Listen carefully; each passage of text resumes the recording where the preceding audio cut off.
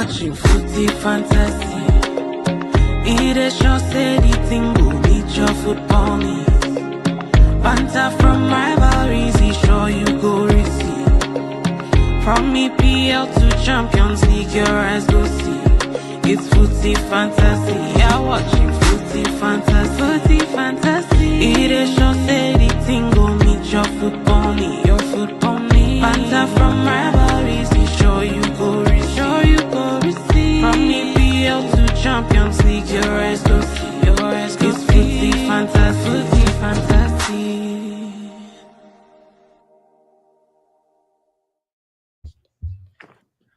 All right, what is going on, ladies and gentlemen, boys and girls, children of God? Children. There is no God. There's only Amarim. It is yet another day of this. I don't even know whose idea it was to have this podcast become a thing, but here we are, another episode of the Footy Fantasy Podcast. Shout out to Benny. Welcome, bro. How you doing? I'm doing well. It's a great day to be a Chelsea fan, but you know. Of course it is. Is it better than yesterday? Better than yesterday, yeah. It's just better than today. Wait, what do you mean? I mean, Chelsea played yesterday, not today. Yeah, Chelsea played. Actually, they played on. What did they play on Friday or yesterday? It's still a great day. I'm just saying. Oh, It's a great weekend. I think he just meant it's a great weekend generally to be a Chelsea. Great weekend. Okay, cool. Just I need to clarify these statements. Yeah. You know, Rajian is. You know, Raji just. You know. We'll get to all the statement clarifications when we talk about it. Exactly. I know, right? Raji, since you want to clarify people's statements, how are you doing? Clarify for us how you doing. I'm doing great. I'm doing wonderful. Good. There has been, I think the thing I've always appreciated the most about this summer is there's been no controversy whatsoever. Absolutely. And everything has been smooth sailing at Very Newcastle smooth. United. Very No smooth. drama. Yeah. I'm Like doing great. you so smooth. You would have thought we were living in a perfect world. Like just. Well, that is a strong statement, but sure. But yes, very smooth. It's been clear, and I think I appreciate this summer quite a lot. Of course. Always good to have you. Thank you. Linger, Skyles Queen, what's going on? The arch nemesis of everyone who's not a Liverpool fan. How you doing? Not everyone. EJ loves me. Yeah, she's a crackhead.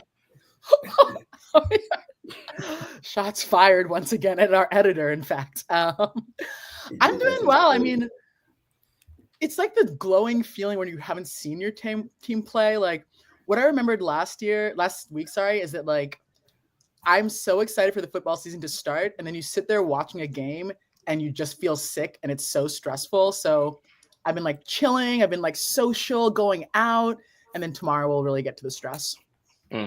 Of course. Yeah. Always good to have you.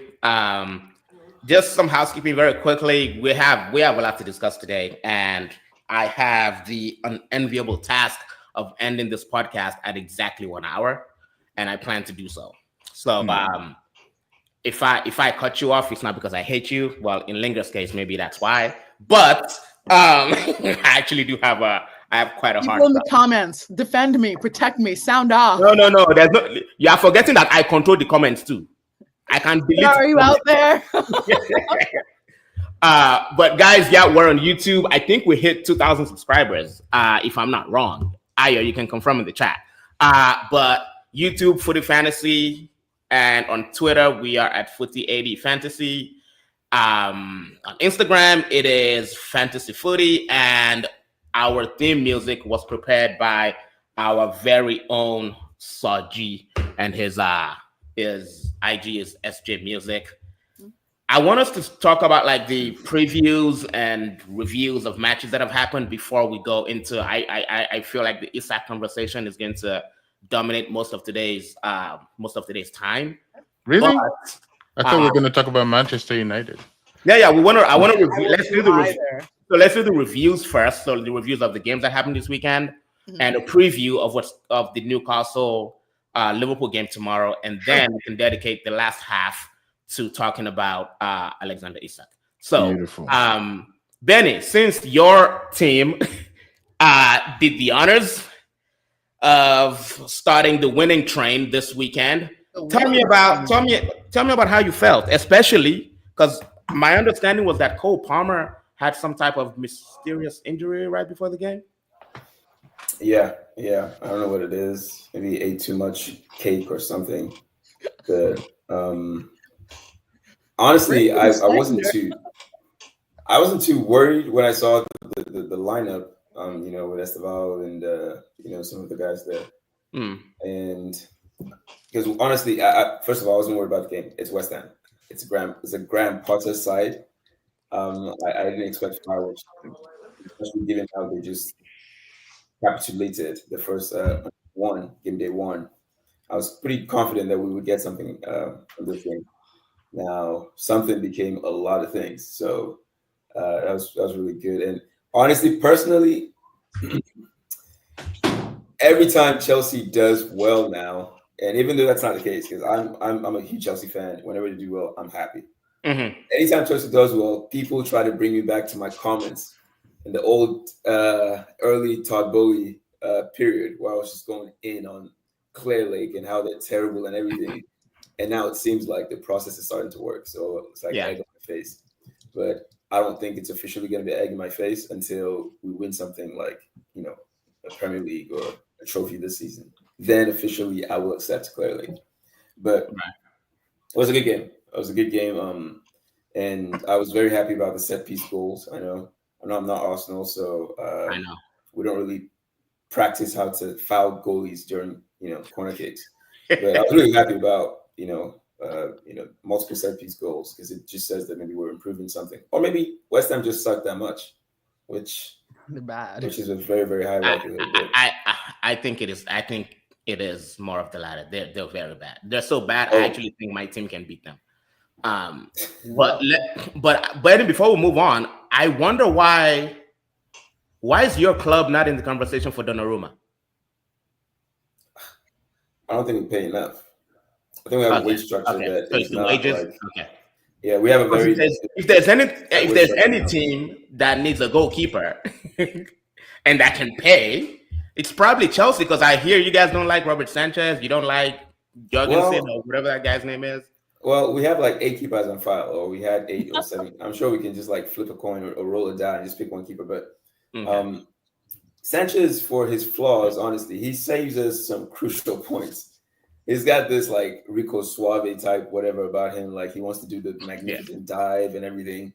And then his mistakes are really, really little mistakes. So I think when you start like playing to the feet more with him, then you open him to like, errors. So I think they've recognized that and they don't play to his feet as much. But I don't think we need a goalie. And if we do need a goalie, it's sure as hell ain't Donnarumma because we can't pay him. That guy's too. I think if you're leaving PSG because of contract and money issues, Chelsea's not a solution. I am curious. I think there are two questions that I have to ask about this. Number one, Donnarumma is only being paid about £208,000 every week. So I think that given Chelsea's wage structure, I feel like they could be able to afford it. And if they couldn't, can't they just sell one of their many apartments or hotels to try to fund it? Or they can manufacture another women's team and then sell that one too. Yeah. They have oil refineries. But as a CPA, what Chelsea is doing, I don't know how someone is not in jail right now because as a Chelsea fan, hey, kudos for innovation. Kudos for being inventive. But yeah, you must be very proud of your team. Oh, I am. I'm very, very proud of it. You have to be. You have to even be. dipped in corruption.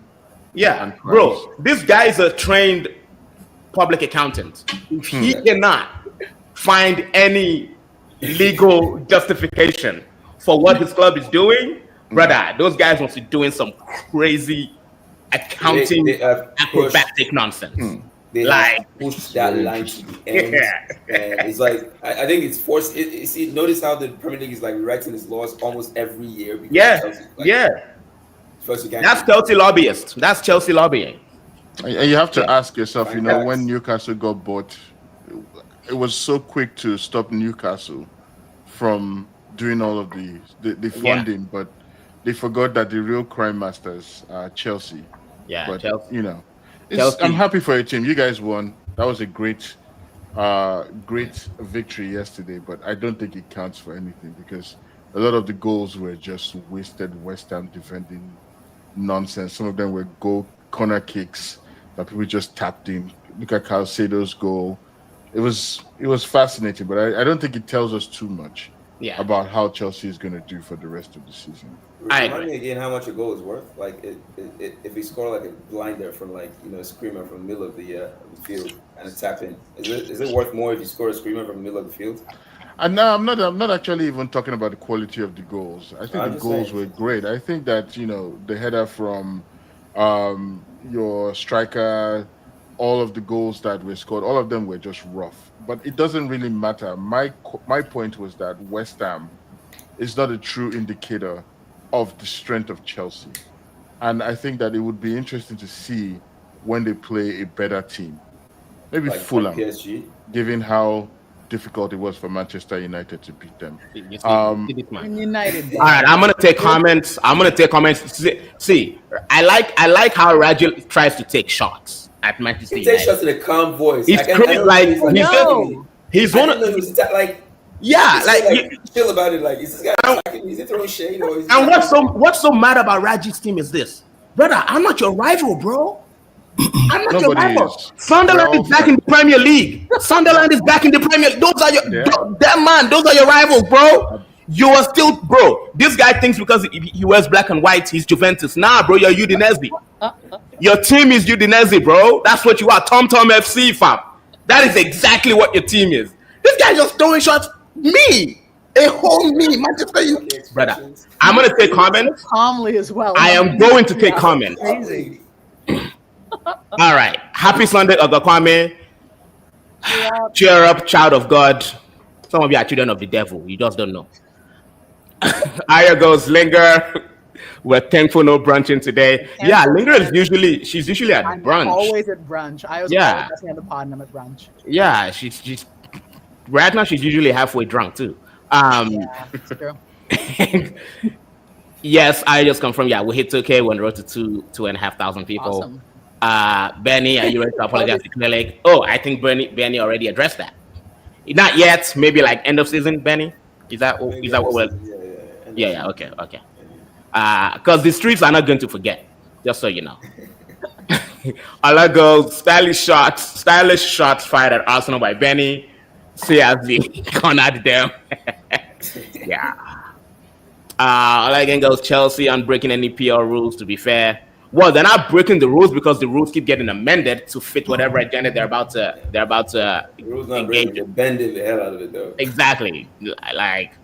Again goes Chelsea exploit loopholes which were in existence. It was PL which were daft enough to leave those holes. Please stop with the Newcastle conspiracy, Mr. Raji. All right. Steven. I thought it was Udinese conspiracy. Yeah, that's what you are. You're Udinese, bro. That's what you are. Okay. Chicken. That's your chicken and chips Juventus. I mean Udinese. That's what you are. We have till 2:00. Don't forget. I know. I wish I didn't because I could roast you all day. Steven, you decided to join us today. What's going on, bro? You all right? What's good, guys? What's good? I'm good, man. Apologize for being late. Just coming in. I see Frank Ball is treating you nice. This guy is smiling and shit. I was about to do my like Birdman. Like, dance, wow. But you know what? I'm kind of heavy. I just came from barbecue. I can't really do that dance. Plus, I can see you already going in on Udinese. He's going to get crazy now. If he starts seeing too many champions around, the air is going to be too heavy. So I'll just leave it. But love you guys, man. Appreciate being here. Hey, I don't think I've met Linger before. I don't think I've met them. You have not met Linger? I don't think I met Benny or Linger. So what's up? Oh wow! Nice to meet you, bro. Nice to meet you. Nice to see you again. Roger, good to see you, man. Oh wow! I'm shocked you haven't met Linger. Linger is she's the Cruella of Footy Fantasy. Everyone's favorite. She is she is like an actual witch. Oda was complaining about how Newcastle think they're rivals to United, and I'm just sitting here and like, none of you are rivals to me. This is a champion. The champ is here. I heard she was into brunches, so I was like, we'll be cool. We'll be cool. I'm down with that. Sunday brunch, barbecue. I'm just coming in from the barbecue, so I'm with it. You know, Steven, I never actually congratulated you on your Champions League qualification. I don't remember the team you beat, but I think that you did a great job making it into the final. You were amazing against them. Good job. Steven, do you want to? You can't just remove everybody. Steven, I want us to talk about your game against Manchester City. Hang on, Nobody should give this boy power, bro.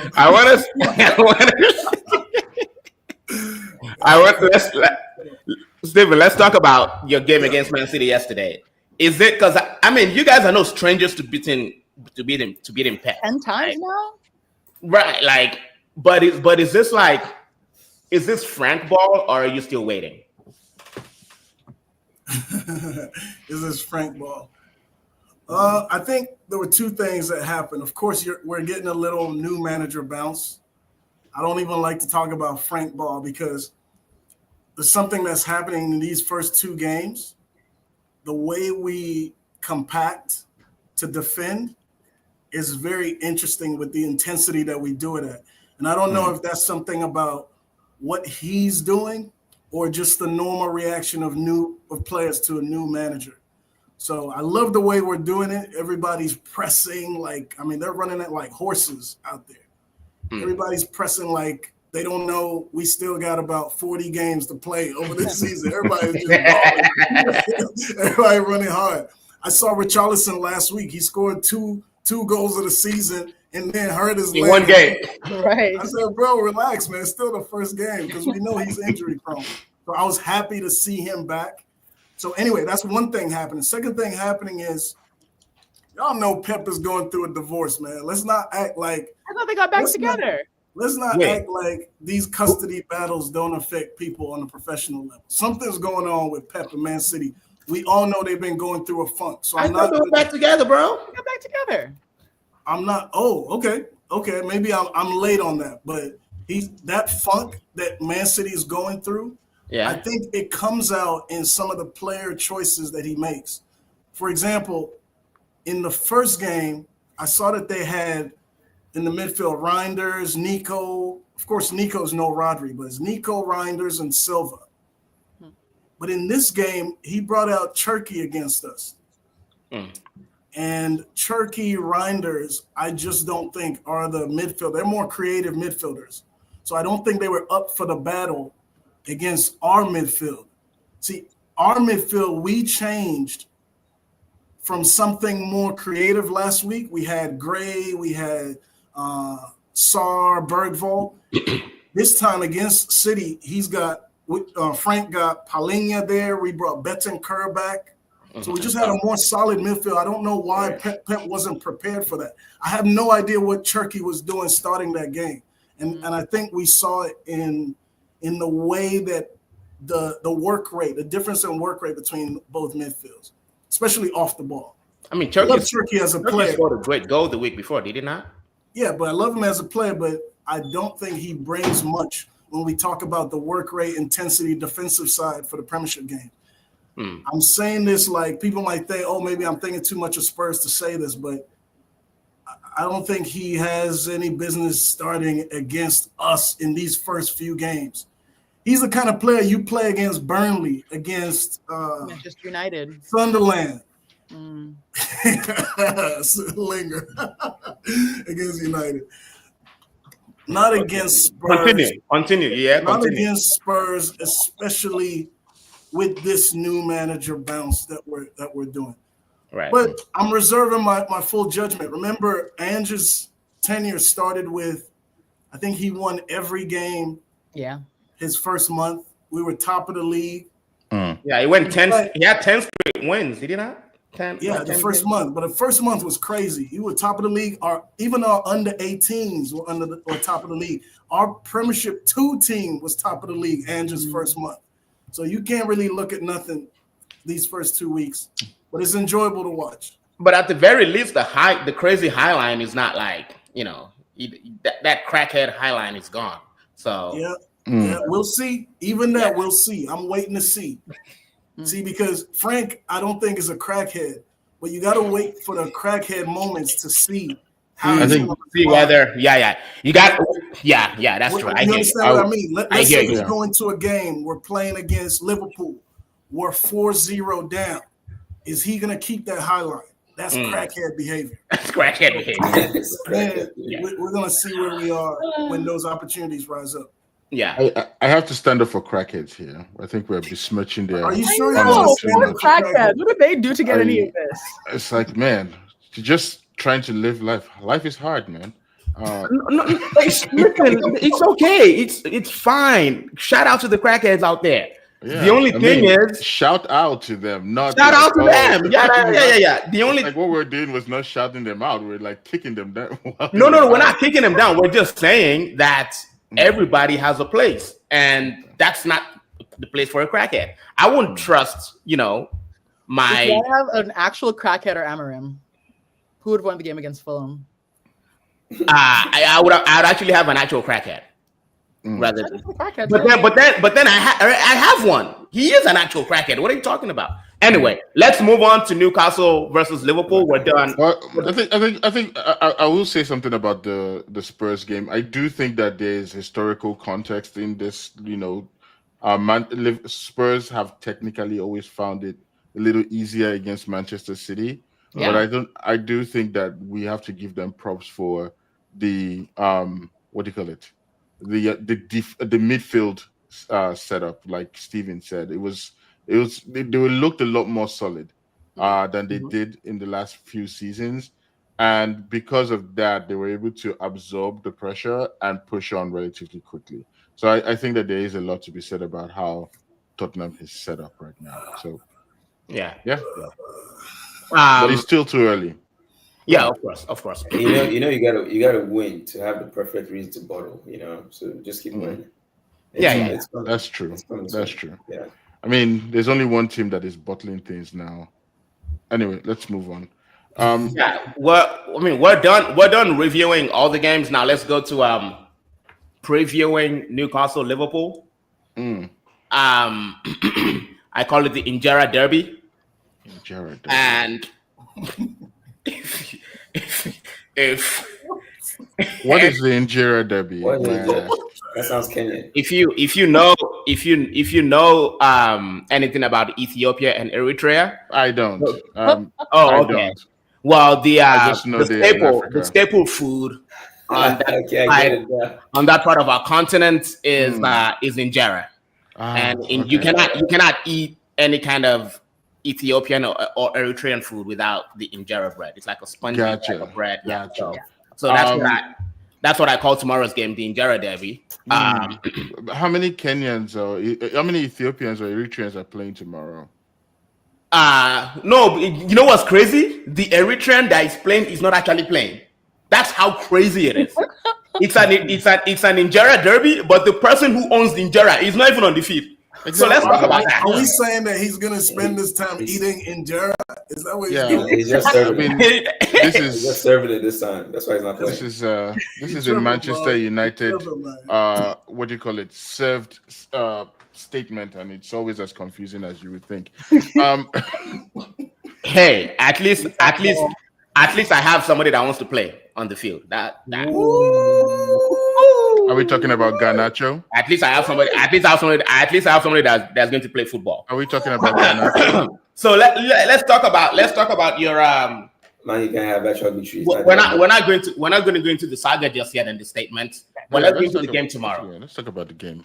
Is it at St. James's or Anfield? It's at St. James, yes. Okay. So Raji, go first. Oh, okay. Let's look at the reality of this game. I don't think it's going to mean anything in the long run. I think it's going to be an interesting game. Newcastle versus Liverpool has always been very feisty. History hasn't been on our side. So I'm quite confident going into this game that Newcastle is going to pull something. I think one of the problems that, Liverpool started to exhibit towards the end of last season that may continue to this season, and I think we've set up ourselves very, very well for that, is the defensive stability. And I think that one of the problems that Newcastle can provide Liverpool is the speed from the midfield and the speed from the wings. And I think that if they compound that issue, we could have a situation where Newcastle could nick it. But more likely, this game is going to be a draw. That's how I see it right now. But I'm a Newcastle fan. Nothing really phases me. We're cool, calm, collected, and I'm curious to know what Linger thinks about. Go ahead, this. Linger. I think St. James's Park will not be cool, calm, or collected. I think it's going to be real spicy in there. Though, to be fair, Liverpool actually have not. I know we're going to talk about Isak, but we haven't actually done anything to It's like Newcastle and Isak have beef, but beyond being a temptation, we actually haven't done anything. I don't think. Yeah, I mean, I would say that you haven't done anything we wouldn't do. Pardon? We haven't done anything we wouldn't do. You haven't done anything we wouldn't do. I mean, it's exactly what Wissa's doing, right? Also on for you guys. I think we're going to win. I think we usually win, and it's usually high scoring and feisty. So I could see maybe a 2-2, but I think we'll probably win 3-2. I totally agree about our issues in defense. And I want to get Isak to flex and laugh and score a million goals, but we have enough goal scorers. And I think we just need more defenders. This Isak thing, it doesn't matter that much to me anymore. Cause after watching our first game, I'm we actually need more help in defense. We have many people who will score many goals, I think. Yeah. So I see a win. I wouldn't be that surprised by a draw. And I think that, I don't know if any of the players will. I mean, it's always a feisty game. I think the fans in St. James's Park will be pretty riled up a little bit. But again, I mean, I think everyone on the pitch will be well, what can we do about negotiations behind the scene? I don't think that Isak is leaving Newcastle. If that is the question that is going to eventually come, Isak is not leaving Newcastle at the end of this season. By September 1st, I think that has been clear since May. But every single time the Newcastle guys talk about, every single time the Newcastle hierarchy says that he's not leaving, there's always some new drama, and all of the Liverpool fans are just going on their free Isak rants and all of their conversations trying to pump it up. And I think Isak has bought into it. Liverpool, they value him at what, 120? And they came in with 110, way below the asking price, which is kind of my brother. We're going to talk about backhanded. No. There's really not much about the game. What is there to talk about? Yeah, I want to read comments. Newcastle is going to win, and is either going to win or a draw. I don't think Liverpool is winning this game tomorrow. I hear that. I'm going to take comments. I want to share an opinion that I want Benny and Steven to chime in on. But let me take comments real quick. It's nice to be joined top of the table. Steven, even bought out Spurs jersey. Yes. Power tripping from relegation zone. All I go power tripping from the relegation zone. It is what it is, man. Hey. I was very impressed with Frank's out of possession shape. Yeah. Asher goes Newcastle 0, Liverpool 0, boring draw. 20 minutes of play acting for both sets of players, 100 minutes of overhype. I mean, I actually don't think it's going to end 0-0. I don't think it's going to end. Very 0-0. rare that it ends 0-0 between us. It's not going to end 0-0. I think Newcastle is going to play 5-4-1 and play 3 defenders in there. But let's so Raju, you're going for a Newcastle win, or what are you? I think it's more likely going to be a draw, but I think if there's going to be any team that edges it, it's going to be Newcastle. Okay, all right. Any score predictions or 2-1. 2-1 Newcastle, Linger? Yeah. 3-2 Liverpool. Okay. Another comment came in. Ola goes, the game will be tough at SJP. We drew 3-3 there last season and only grabbed a late win the year before. I think it will be a draw tomorrow. I won't be surprised by a draw. I feel like we'll get a win, but I wouldn't be surprised. I wouldn't be shocked with a sport draw, like a 1-1 or 2-2. But I think Liverpool has a bigger problem with a lot of new personalities. Yeah, I agree. Key positions in key positions on the field. And in addition to that, I believe they have defensive issues as well, or they look like they will have defensive issues because they have two new fullbacks, right? Center backs, it's weird when they have two new fullbacks. They need to understand with Frimpong being injured too. Yeah. And also it doesn't look like Liverpool plans on playing with a DM at all.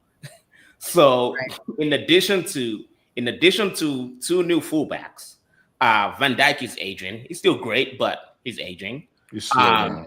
And there is no real defensive midfielder to shield the back two center backs. I think Ryan does a better job of it, though. Like, I think he can be more like Gravenberch does a better job of it. And when he was gone because his wife had given birth, I was like, oh my God, you need to come back. Please leave the hospital. Look at us right now. Gravenberch is playing tomorrow too, so we'll see. Yeah. Okay. Let's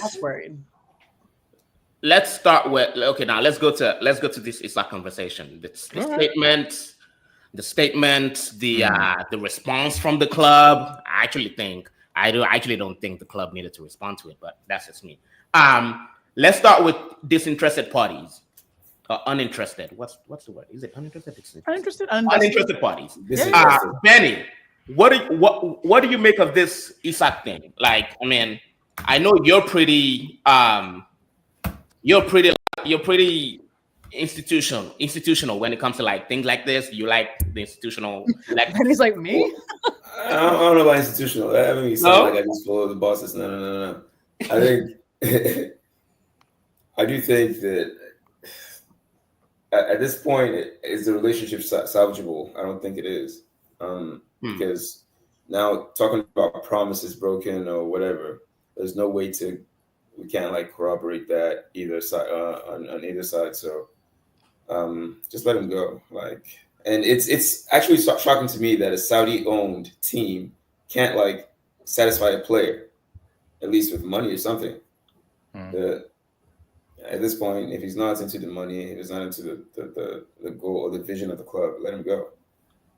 It's not always green on the other side, but I don't know why Newcastle. Well, then again, maybe Newcastle just needs like better sporting directors because they've whiffed on a lot of things right now, whiffed on a lot of transfers and whatever. So it's kind of self-inflicted that you have a piece such as Isak and you don't know how to move him, or you can't utilize that as a proper like I don't know. You can't move him to get something else better or close maybe.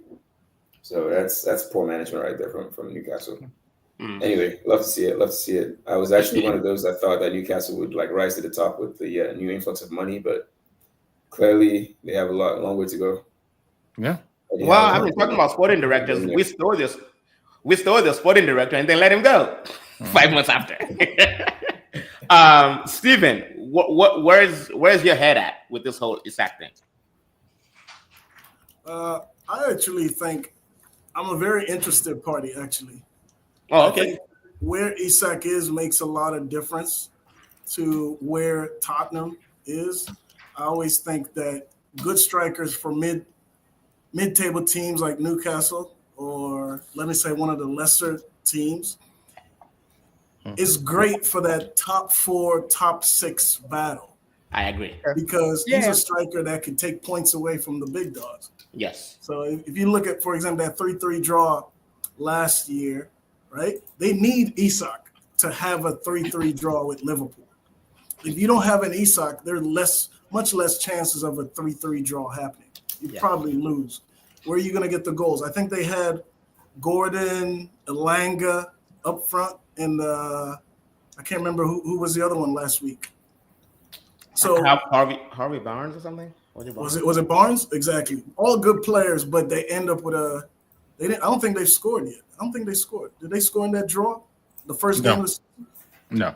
So for me, the question is, can the lady Amanda Stavely come up with the same kind of gangster mentality as we saw from Evangelos Marinakis with Nottingham Forest? See, it's kind of the same situation. A player saying, you've made me certain promises, whether it's promises you're going to give me more money or you'll let me leave. We always hear that one about, they said they'll let me leave after a year, or they said they'll give me more money, but you don't have it on paper. So it depends on the total savageness of the owners to be able to say, you don't have it on paper. I never said that. That's exactly what's happening. And he's feeling like, well, I can't trust you if you're that savage that you can just deny whatever was said. So what is the question? Because they're never going to put that promise on paper. You get me? Those promises will never be put on paper. Absolutely not. No. It's like the NATO promises, like Russia, we'll never extend past this line. You know what I mean? It's not going to be on paper. Let's not go into politics. But now it's about, is she going to actually hold him down, say, no matter what, you stay with us, like Marinakis did? Yeah. And I don't think we can really know that. How resolute is Newcastle going to be about keeping a player that doesn't want to be there? I think it just depends on the personality of the club management and ownership. Because most clubs don't want to have that player who doesn't want to be there. But if you have a savage enough owner, he'll say, look, you could cut off your own leg if you want. We still have you. You sit on the stands. You're my player. Yeah. I just we don't know the character of Newcastle's ownership yet. Yeah. So I can't say. But I'm interested because I would love him to stay at Newcastle. I do not want him to go to one of the top 4 or wherever. I don't remember. Was he supposed to go to Liverpool before they got Ekitike? Was that the plan?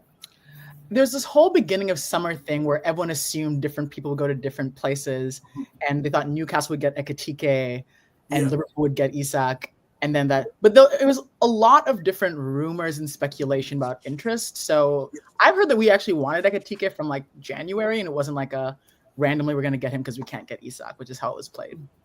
Just the final point on that is I also saw Liverpool finalizing Ekitike's move as an acceptance of the fact that Newcastle weren't going to sell it. So they probably had talks, I think. And for them to go in on Ekitike, it means they had said, hey, we're probably not going to get Isak, so let's move on. So that tells me that Newcastle's ownership is quite resolute about keeping him. So I'm happy. I'm good. Stay there.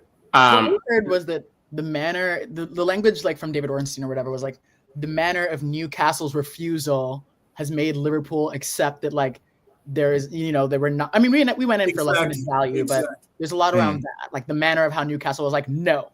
Exactly. So that's the savageness I'm talking about. How savage they're gonna be. So all good. Offers get rejected all the time. The manner in which you reject it will send a message as to whether they're even ready to consider another offer. Raji, I'm going to come to you, but let me read comments real quick. Sure. I mean, we haven't gone to Lingard though. Yeah. Okay. I'll go to Lingard next. Yeah. All right. Asher goes, Liverpool should have used the 100 mil for Caicedo. I think we won the league. Did we? I think so. And we didn't have. Did he win the league? Who? Caicedo. Did he win the league? Someone asked GPT. Ola goes, Newcastle don't have a DOF or sporting director in place at the moment, which shows in their continuous failure in buying their targets. That is fact. They've been rejected a lot this summer. Yeah. Oh, yeah. They're yeah. Roger talking about Liverpool first bid. That's how big transfers are done. You make a first bid, which is a bit lower than the required, and negotiate upwards. From there, it's not unusual at all. Yeah, that is true. Aya goes, Stephen with the shade. Aya goes, like someone once said, a gentleman's agreement only works when the gentleman involved actually like each other. And our gentleman, right? Like Ola again. Ola goes, funny that Newcastle fans complain about Liverpool while their club is unsettling Wissa, and did the same with Anthony Gordon a couple of years before. I don't get that last part, but go on. Yeah. Linger, talk to us about this whole Isak thing. I'm gonna since you're apparently the thief. I'm gonna start by saying we need a defender. Or maybe you guys are looking for Isak to play center back. Is Isak coming to play center back for you guys? Is he exactly? Literally our 150 million pound center back. I think a few different things. I think Steven is right that actually everyone should hope that he stays at Newcastle, because we'll be back to the days of like, if we don't get a defender, we're just going to win every game 5-2 like we did under Klopp. Yeah. We have others. It's too much firepower, so you guys should actually hope he stays at Newcastle. I think that, like, going back to what Raji said before, like, I'm struck by how it's become its own like industry and topic of conversation around Isak, and I wonder how much that's playing a role in how he's behaving, because it's just such a talking point. Every commentator, every like football content creator, everyone has a daily update about Isak. I'm not sure I see Newcastle selling him to Liverpool, even if we come in with a bigger bid. And part of that might just be savageness. Like, I don't know much about their owners. I think Eddie Howe just wants like a peaceful team, so I don't know how he feels about it. It doesn't seem like it aligns with how Eddie Howe seems to like how he presents his values. But I think that because Newcastle is so rich, I'm wondering how much that's playing into like whether or not they feel like they need to sell him, and whether or not they feel like they need to just keep paying him if he's not going to play. And the point was like about player power versus club power. And I actually believe in player power because I think clubs are so shady, but everyone's shady is like the thing. It's like everyone sucks here, like the MIDA thread on Reddit. Everyone sucks here. Like, Isak is behaving badly because he did sign a contract at the end of the day. And I feel for him because, you know, closed door conversations and gentlemen's agreements. We saw it with Gyökeres, we see it with all these people. Like, you've got to put it on paper. And it's his agent's fault that he didn't put it on paper, whatever was said. But I feel for him when he says like, oh, I said last year. And like, you know, Melissa Reddy had this piece about how like he's felt like the sporting director being gone, like the club just feels more unstable. So he feels more unsettled. I feel for him, but he has 3 years left. And I don't know.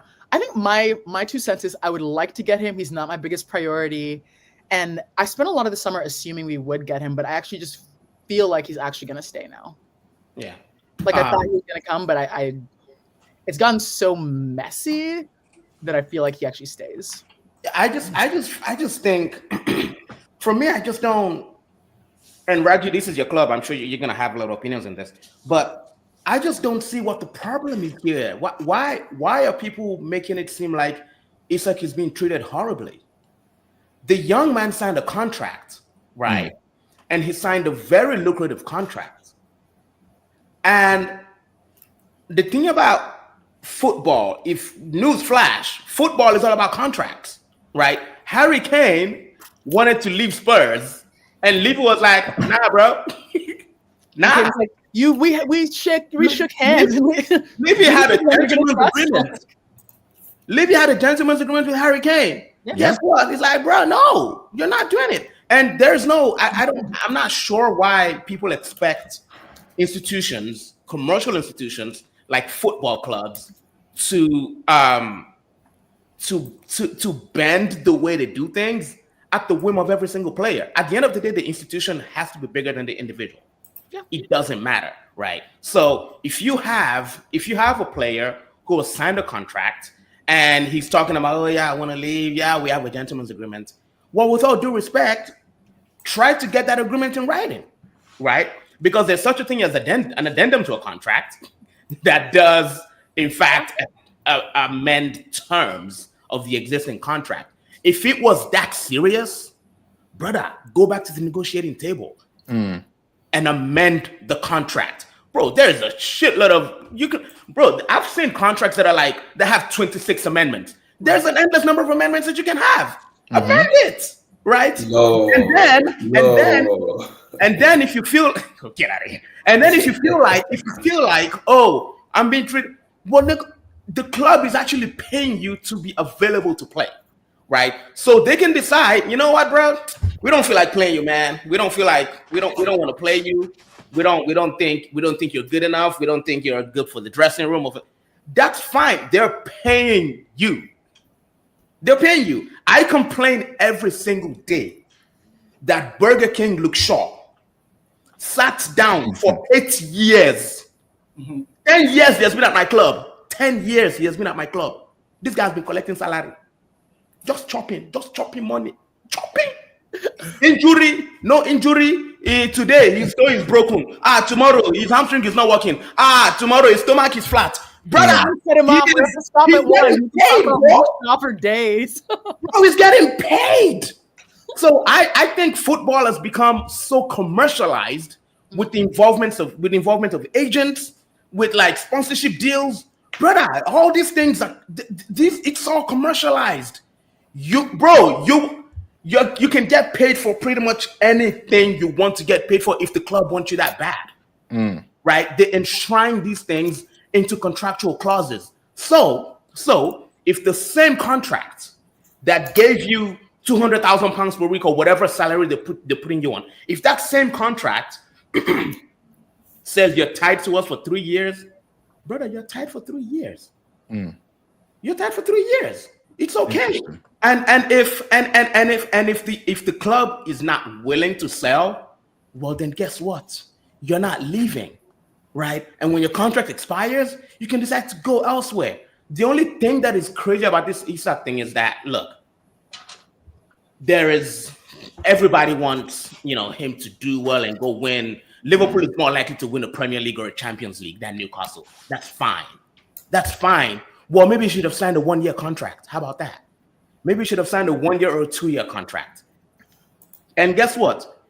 World Cup year is around the corner. So Isak actually has a big decision to make.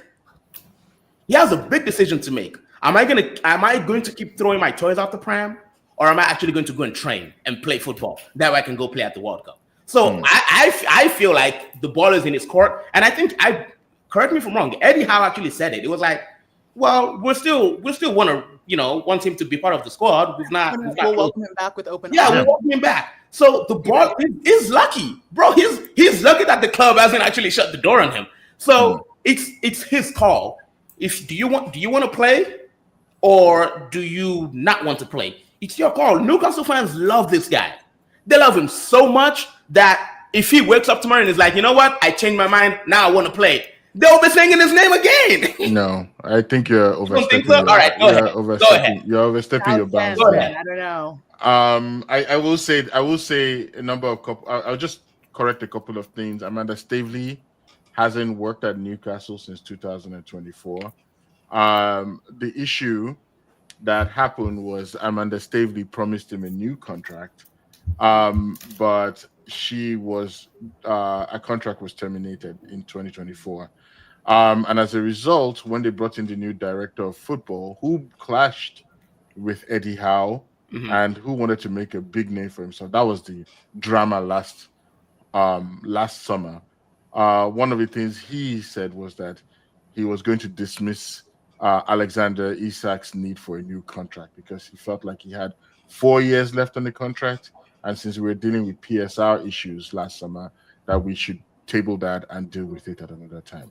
And I think that was the beginning of the issues with Alexander Isak. Okay. I will say that Alexander Isak has always had his eyes on Liverpool. I mean, even 2 years ago, he was doing interviews talking about how Liverpool was great and the fans was amazing. I was like, it was interesting. So this is just his personal goals, and he's letting his personal interests overshadow the needs for the club. I think a lot of people on the outside don't understand that Newcastle is put in a precarious position if they sell Isak without bringing in people to replace. And the problem for us is that Isak is a high-quality striker. And for us to go for another high-quality striker that can at least keep Isak's goal tally somewhat close, we have to be competing with clubs like Liverpool, Manchester United, which not Tottenham, but Manchester United, Liverpool, and Chelsea for those high quality players, because they have history, they have bragging rights, and they have just buy Nicholas Jackson and give us and even then, right? You probably won't even find one. Yeah, it's not very difficult. In the market now. The market. I mean, look at they're trying to sell Wissa for 60 million. That's crazy. So it's very difficult to justify letting Alexander Isak go. Now, Alexander Isak is pushing for him to leave. I think where he's made mistakes is going out and saying things like promises are broken and trust is lost, while at the same time saying that he doesn't want to play, which is a crazy, crazy statement.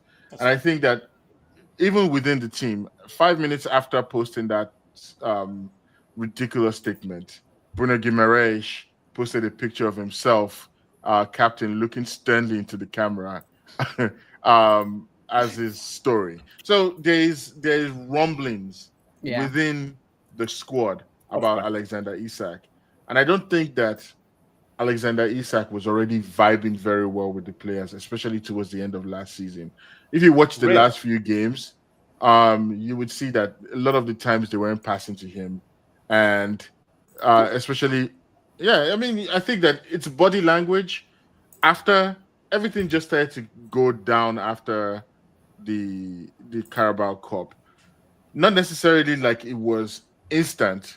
It was one of those progressive things. And I think that the fact that he's talking to Eddie Howe, because he did ask for a move at the end of last season. He spoke to Eddie Howe and asked for a move after the Everton game, which we lost 1-0. But then he went to celebrate with all the players, took pictures with the jerseys. He did an ad with some of the Tino Asprilla. All of these things that indicated that he wasn't necessarily interested in the move. I think when the Ekitike deal fell through was when he started to push. And I think that had to do with his agent pushing for the move because they wanted the cash. I don't think Isak is going to be sold this year, much to the consternation of every single podcaster out there. There's some teams that can't afford him, Arsenal, Tottenham, but there's some teams that can't. Hey, yo, this man is just. We don't want this boy. We never said we want this boy. Don't put our name in there, man. We don't want your guy. He doesn't even want to play. It's very interesting. I mean, I gave my props to Tottenham at the beginning of this now, and the shade came back, so I have to. The shadiest calmest pod I've ever been on. That's the thing. The tone is just disarming. Correcting me. I didn't realize that Amanda had stepped down or stepped back. That's a good point. Yeah. I do think you made some good points about the feistiness of the owners, and I think that for sure these people have already indicated that if he doesn't want to play, he's just going to stay on the bench. That whether he likes it or not, he's a Newcastle player, and that it's in his own interest to play well for the club. But the thing about it is, there's some of these people, including what's his name, Fabrizio Romano, who have a vested interest to push the agenda of the agent and to make it seem like there is movement. And at no point was there movement at all from Newcastle. He was always evaluated to be 150 because they were trying to give him a significant price tag that nobody could afford unless they have silly money. And then if they got additional strikers, then they could look at him going. But they never got those additional strikers. And I also want to correct one last statement here because I know the Tottenham fan, Mr. Stephen, was saying that Newcastle was not buying players. We have bought a lot of players this season. That wasn't me. Oh, somebody else said it. I don't know. I just said you haven't gotten some of your targets. Maybe something like I said something like that. Yeah. I think the ones that we were aiming for, the striker targets, we never got. But we've gotten Antonio Elanga, we've gotten Aaron Ramsdale, we got Malik Chow, and we got Jacob Ramsey, who is a really good striker. Wait, Jacob Ramsey from Villa? Yes. Oh wow, okay. We've got some really good players that have strengthened the squad. And at the beginning of the season, all they said we needed to do was get a center back, a right winger, and a midfielder. And we've done all of that, even beating that. And if we get a striker, Newcastle will be stronger than they were. We've let go of more than 10 players this season. Yeah. So we're stronger we're in a stronger FFP position too. I cancel their make a quick point. Go on. So in this kind of situation, sometimes what we see, or a lot of the time when the relationship is broken down, you might see a loan where he goes on loan to some other team. Because like you said, rightly, Raji, the investment is quite a lot for any team to put up. and the club's reluctant to let him go. But if he doesn't want to play and it's a bad situation, like we see with Bruno already, I don't really want to say that there are rumblings from the players, because all I heard is one player. But let's say that other players are also against him. Where do you think he might go on loan? He's not going anywhere. There's no leeway on that. Alexander Isak is not going to leave Newcastle unless Newcastle gets at least 2 strikers to replace him. That's the truth. If Newcastle can't get 2 strikers, and right now they're looking at Sola from Atletico Madrid. They're looking at what's his name from Chelsea, Jackson, and they're looking at Wissa. Come on, collect Hoyland.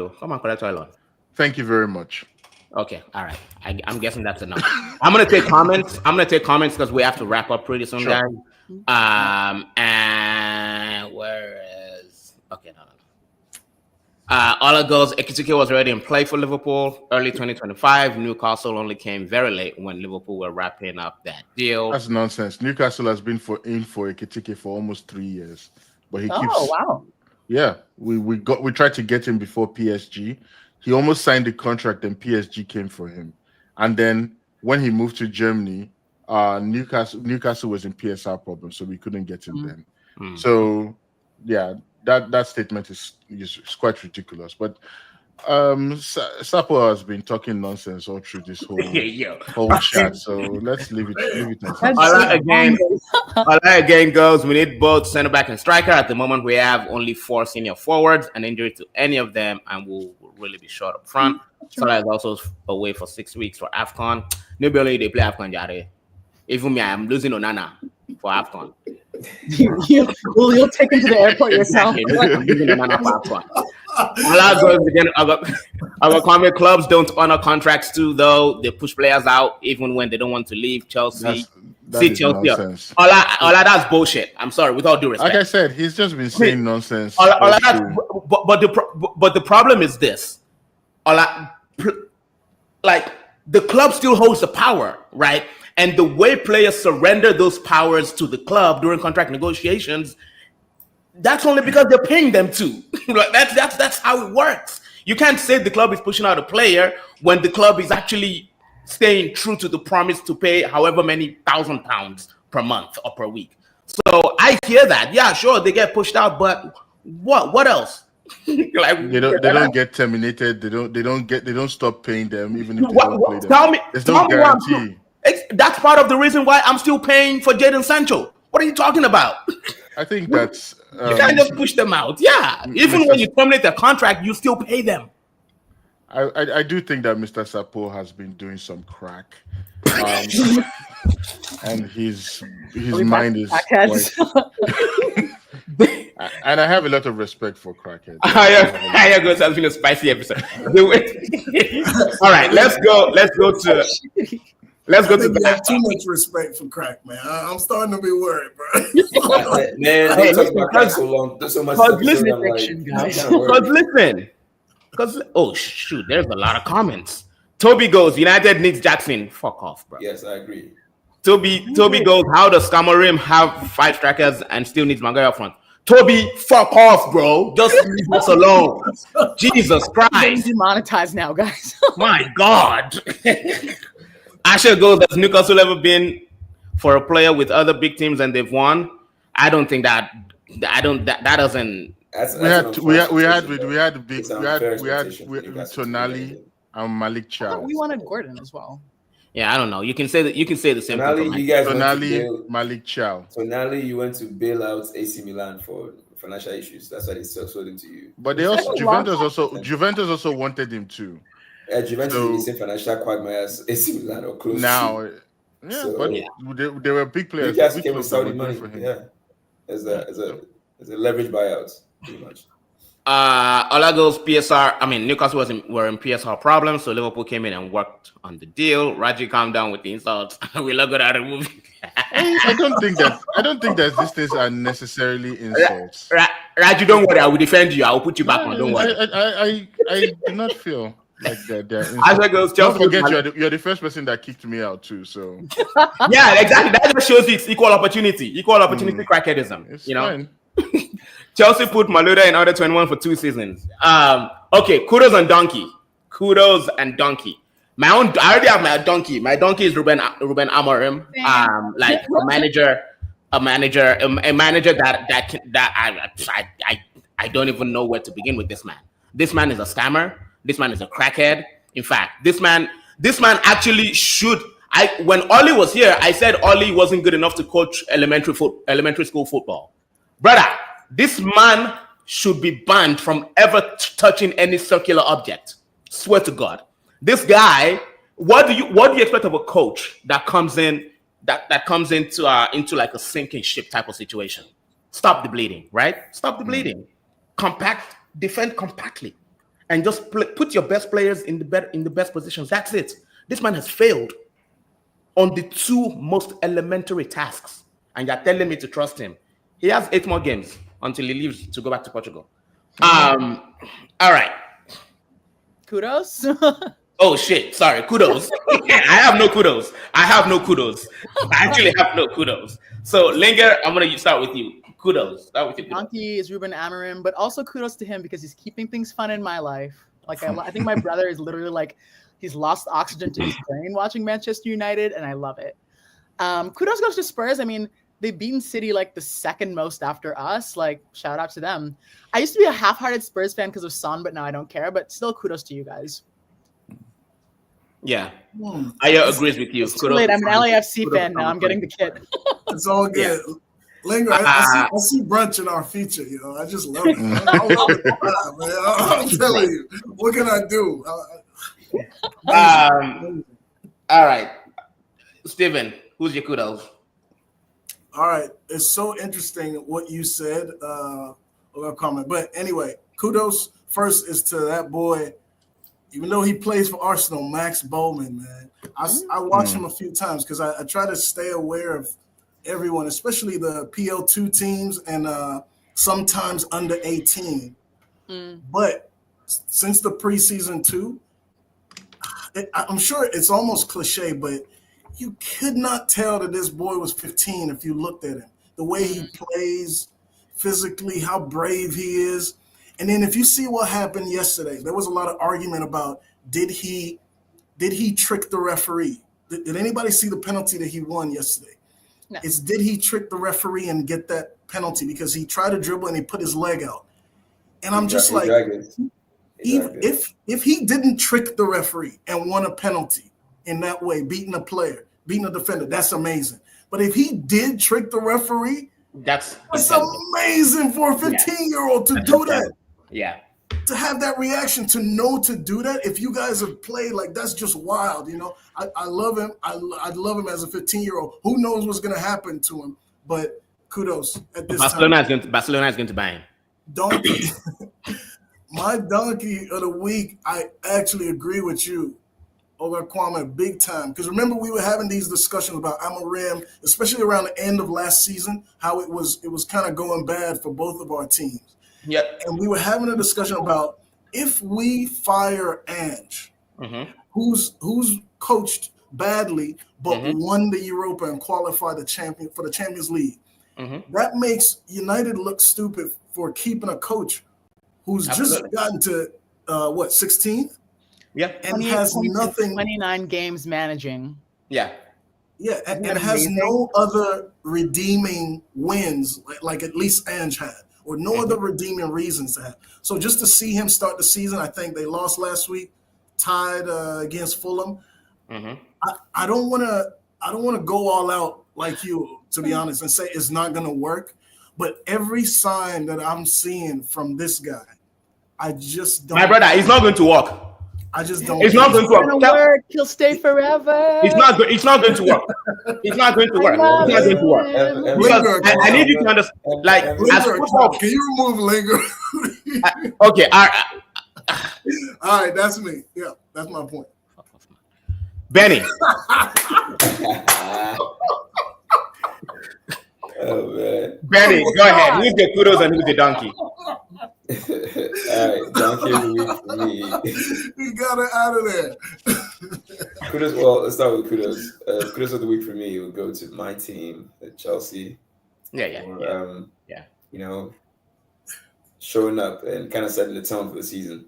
I think that first draw against Crystal Palace got people like worried, like, oh my God, maybe we just had like we're still high from the Club World Cup, but it's the same Palace that beat Liverpool like twice recently. So, you know, our team is up there. We're making strides, and we got like a very good core of young players. So I'm very happy. They get my kudos. Benny, sorry, who was it? I missed it. Who's the kudos? Chelsea.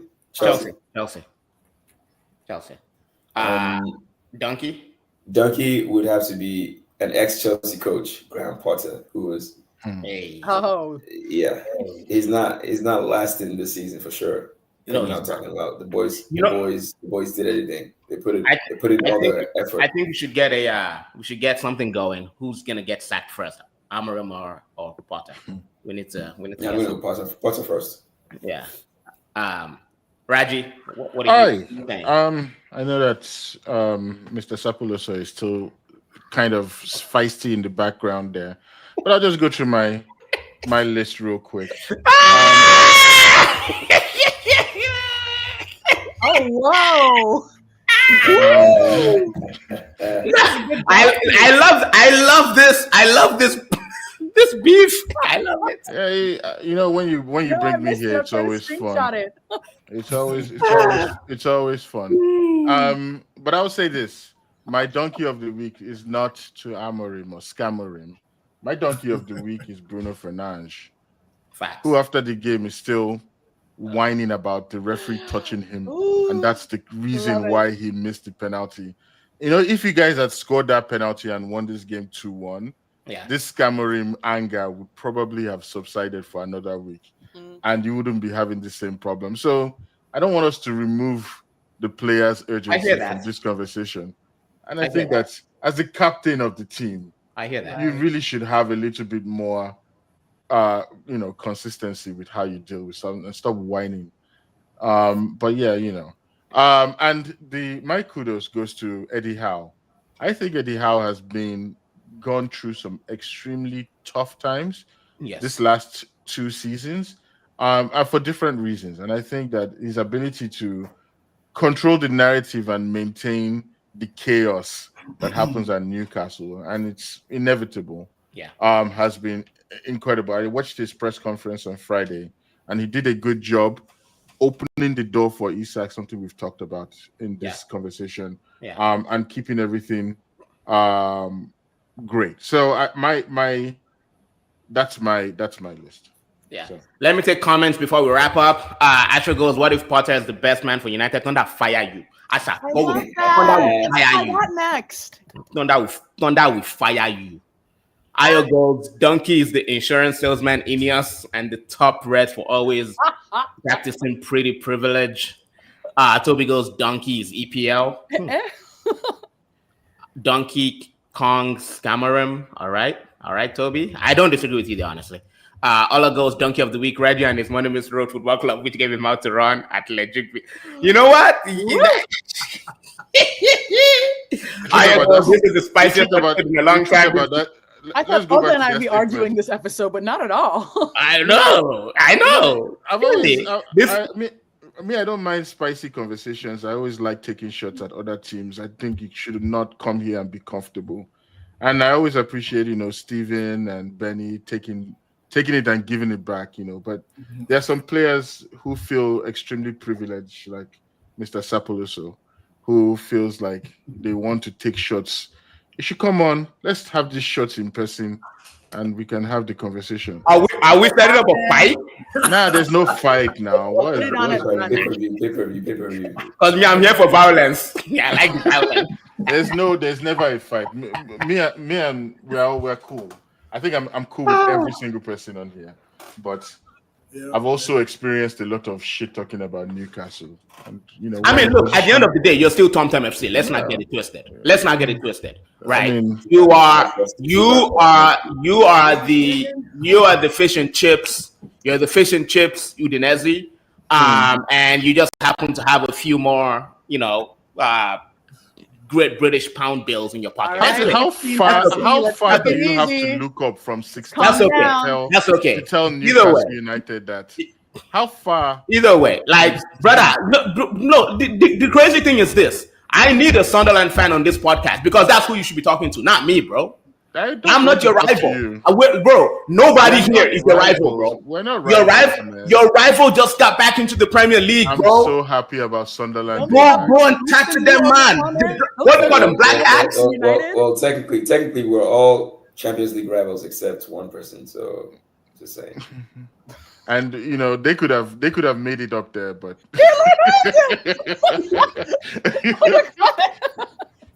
like I said, there's entitlements from United fans.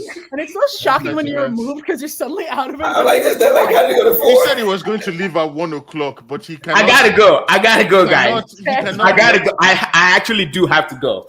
I thoroughly enjoyed this podcast. Linger, thanks for joining.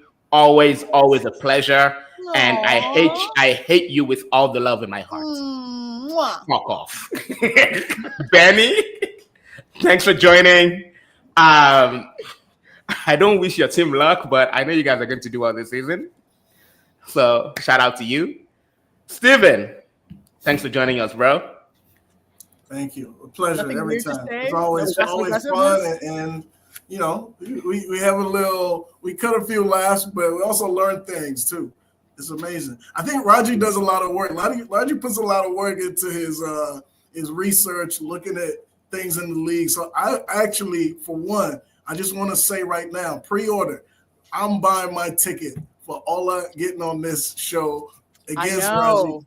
Whether it's going to be virtual or a real fight. I'm going to be the host. I'll be the host. I've already bought my ticket. In fact, You're invited. Raji, thanks for joining. As always good to have you. I want to say thank you to every single person that has been here. I've enjoyed having a conversation with everyone. And you have to make things spicy, otherwise life gets boring. Of course. So as a Newcastle fan, we see the black and white, not just the tom-toms. Perfect final. And on that note, guys, we will see you next week. Bye. Have an amazing week. All right, bye, y'all.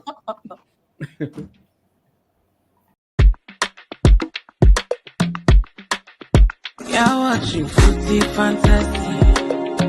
It is your steady thing, go meet your football needs. Banter from rivalries, he sure you go receive. From EPL to Champions League, your eyes go see. It's Footy Fantasy. You're watching Footy Fantasy. Footy Fantasy. It is your steady thing, go meet your football needs. Your football needs. Banter from rivalries.